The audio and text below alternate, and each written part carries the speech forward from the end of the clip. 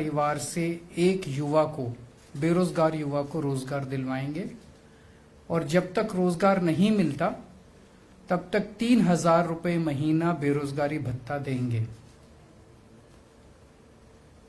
ये हमारा ऐलान था। और दूसरा, टूरिज्म का सेक्टर जो है कोरोना की वजह से काफी ज्यादा खराब हो गया, लोग बेरोजगार हो गए। तो हमने कहा कि जब तक लोगों को अपना रोजगार टूरिज्म में वापस नहीं मिलता, जो जहां जहां काम करता था, चाहे होटल इंडस्ट्री है, टैक्सी वाले हैं, जो लोगों को अपना काम वापस नहीं मिलता, 5,000 रुपए महीना उनको देंगे।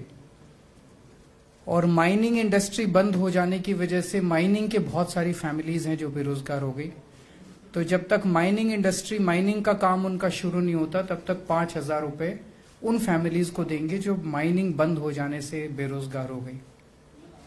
आज मुझे ये कहते हुए बेहद खुशी है कि हमने लगभग 25-30 दिन पहले ये ऐलान किया था, तब से पिछले 20-25 दिन में गोवा में 1,12,000 युवाओं ने हमारे रोजगार गारंटी प्रोग्राम में रजिस्टर किया है। दैट्स ऑलमोस्ट 1,12,000 फैमिलीज, ऑलमोस्ट 25 से 30% गोवा की फैमिलीज ने रजिस्टर किया है।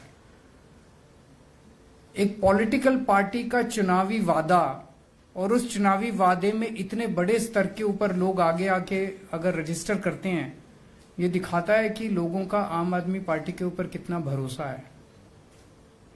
मैं उन सब लोगों को जिन्होंने रजिस्टर किया है, उन सबको फिर से यकीन दिलाना चाहता हूं कि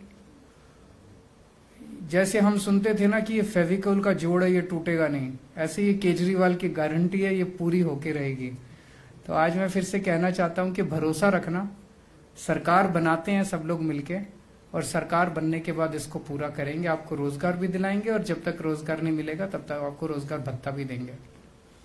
उसके पहले हमने बिजली की गारंटी की थी कि 24 घंटे बिजली देंगे। गोवा के अंदर पावर कट्स लगते हैं इतने सारे, तो जैसे दिल्ली में हमने 24 घंटे बिजली सुनिश्चित की, ऐसे हम गोवा के अंदर भी 24 घंटे बिजली सुनिश्चित करेंगे।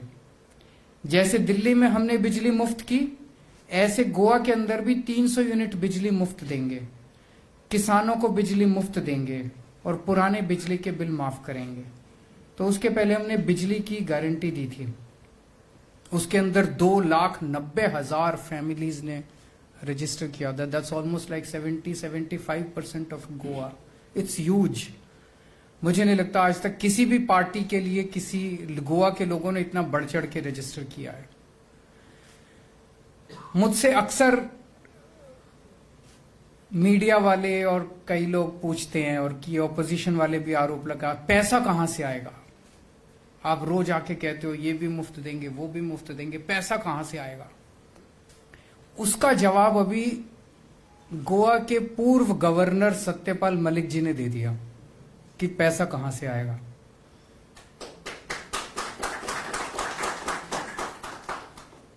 सत्यपाल मलिक जी ने आरोप लगाया है कि जब वो गोवा के 1 साल गवर्नर रहे, उस 1 साल के अंदर उन्होंने कहा कि गोवा के हर काम में करप्शन है, गोवा के अंदर बहुत ज्यादा करप्शन है।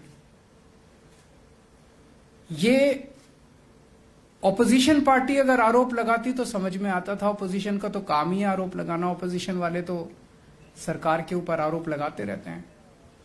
बीजेपी की सरकार, बीजेपी के मुख्यमंत्री, बीजेपी के गवर्नर, उनकी अपनी पार्टी के गवर्नर अपनी पार्टी के सीएम के ऊपर आरोप लगा रहे हैं कि यह सबसे भ्रष्ट सीएम है। मुझे लगता है 1947 के बाद से आज तक आजाद भारत 75 साल हो गए, 75 साल में यह पहला वाकया है कि किसी गवर्नर ने अपनी पार्टी के चीफ मिनिस्टर के ऊपर आरोप लगाया है। और सत्यपाल मलिक जी बहुत मैच्योर्ड आदमी है, कोई हल्के फुल्के आदमी नहीं है, हल्के फुल्के व्यक्ति नहीं है। बहुत बड़ा उनका वो रहा है, अपना एक्सपीरियंस रहा है। एक एक शब्द वो नाप तोल के बोलते हैं।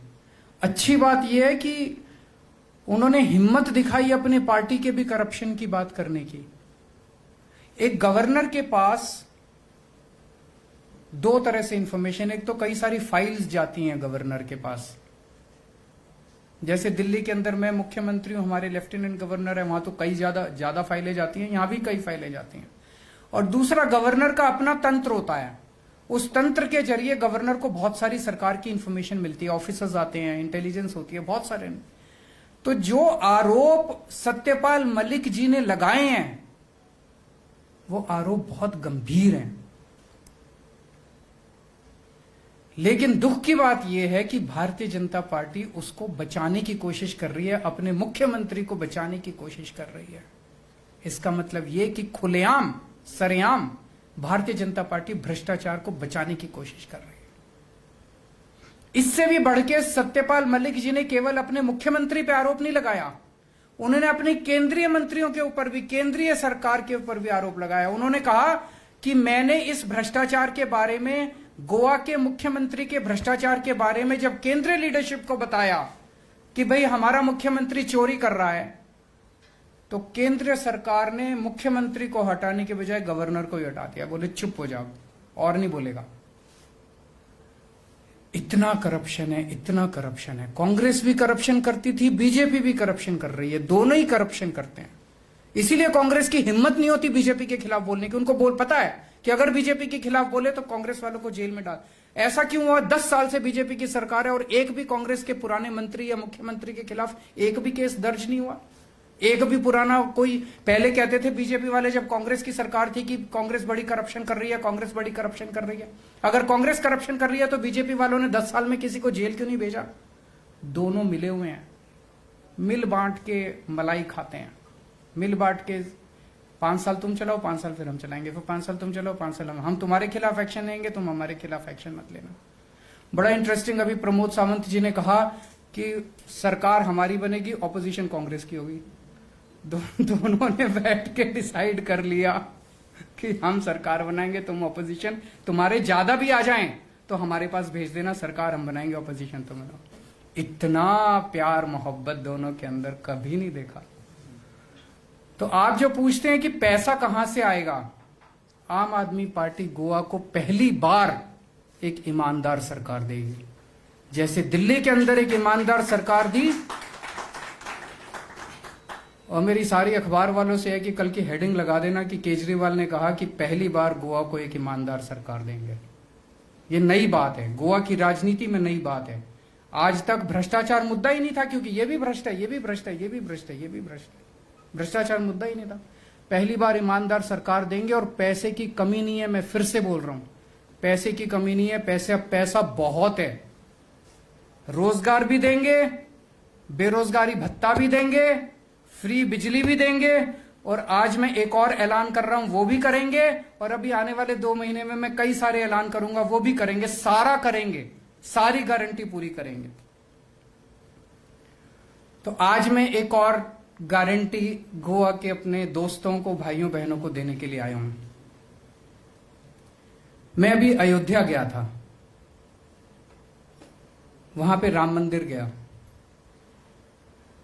रामलल्ला के दर्शन किए, बहुत अच्छा लगा। बाहर निकल के मन में एक विचार आया कि जो सौभाग्य मुझे प्राप्त हुआ राम मंदिर के, राम भगवान श्री राम के दर्शन करने का, ये सौभाग्य सबको प्राप्त हो।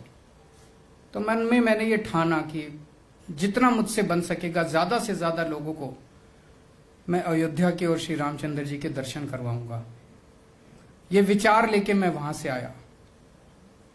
तो आज मैं गोवा में ये ऐलान करना चाहता हूं कि हमारी सरकार बनेगी तो गोवा के लोगों को हम फ्री में अयोध्या की तीर्थ यात्रा कराएंगे, अयोध्या में श्री रामचंद्र जी के दर्शन करवाएंगे।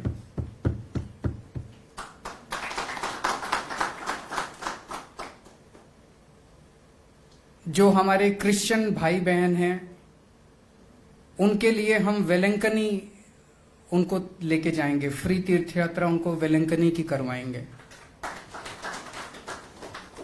जो हमारे मुस्लिम भाई बहन हैं उनको अजमेर शरीफ की यात्रा करवाएंगे। और मुझे बताया गया कई सारे ऐसे लोग हैं गोवा के अंदर जिनको शिरडी में श्रद्धा है, उनको शिरडी की तीर्थ यात्रा कराएंगे। अब ये कोई मैं नई बात नहीं कह रहा। दिल्ली में हमारी मुख्यमंत्री तीर्थ यात्रा योजना पिछले कुछ वर्षों से चल रही है। 3 साल पहले शुरू की थी, लेकिन पिछले 2 साल से कोरोना की वजह से रुक गई। पहले 1 साल में 35,000 से ज्यादा लोगों को हम तीर्थ यात्रा करा चुके हैं दिल्ली में।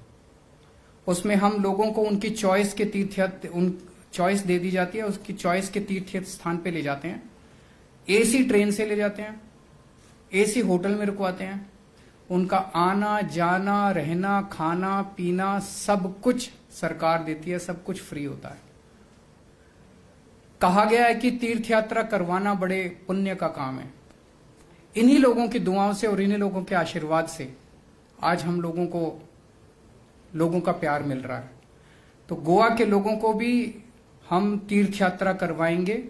इन 4 स्थानों में से कोई भी एक स्थान गोवा का कोई भी व्यक्ति चूज कर सकता है, चाहे अयोध्या, चाहे शिरडी, चाहे वेलंकनी और चाहे अजमेर शरीफ। इन चारों में से जहां भी वो जाना चाहे वहां वो जा सकता है और उन सबको हम फ्री में तीर्थ यात्रा करवाएंगे, जैसे दिल्ली में करवा रहे हैं। मैं कोई नई बात नहीं कह रहा, हमने इंप्लीमेंट करके दिखाया। 35,000 से ज्यादा लोग तीर्थ यात्रा कर चुके हैं। अब दोबारा अभी पिछले हफ्ते जब मैं अयोध्या से लौट के आया तो अयोध्या को भी हमने उस लिस्ट में ऐड किया तीर्थ यात्रा के स्थान में। अब दिल्ली में फिर से दोबारा चालू हो गई है कोरोना के बाद से। मैं एक चीज देख रहा था गोवा की राजनीति के अंदर आजकल जो चल रहा है, किसी भी पार्टी को गोवा के किसी भी मुद्दे से कोई सरोकार नहीं है, कोई लेना देना नहीं है। कोई पार्टी सुबह उठ के कहती है हम इसके साथ अलायंस करेंगे, शाम को कहते हैं नहीं इसके साथ नहीं करेंगे, इसके साथ अलायंस करेंगे, सुबह कहती है हम उसके साथ। इनको अपनी बस सत्ता का खेल चल रहा है, सत्ता का खेल चल रहा है। वो उस पार्टी को छोड़ के उस पार्टी में आ गया, वो उधर से उधर चला गया। वो किसी को आज अभी तक आपने किसी भी कांग्रेस या बीजेपी या टीएमसी या जीएफपी या एमजीपी या जो भी जितनी भी पार्टियां हैं, किसी को भी गोवा के लोगों के मुद्दे के बारे में बात करते सुना क्या? किसी को सुनाओ, कांग्रेस को, बीजेपी को, इनमें से किसी पार्टी को सुनाओ कि वो कहते हैं हम रोजगार देंगे। किसी को सुनाओ वो कह रहे हो कि बिजली ठीक करेंगे। किसी को सुनाओ कि वो कह रहे हैं कि पानी ठीक करेंगे। किसी को सुनाओ कि वो कह रहे हैं कि हम रोड्स ठीक कर। किसी को कोई मुद्दा ही नहीं है किसी का गोवा के लोगों के लिए। आम आदमी पार्टी एक नई किस्म की राजनीति गोवा के अंदर शुरू कर रही है, ईमानदार राजनीति, जनता की राजनीति।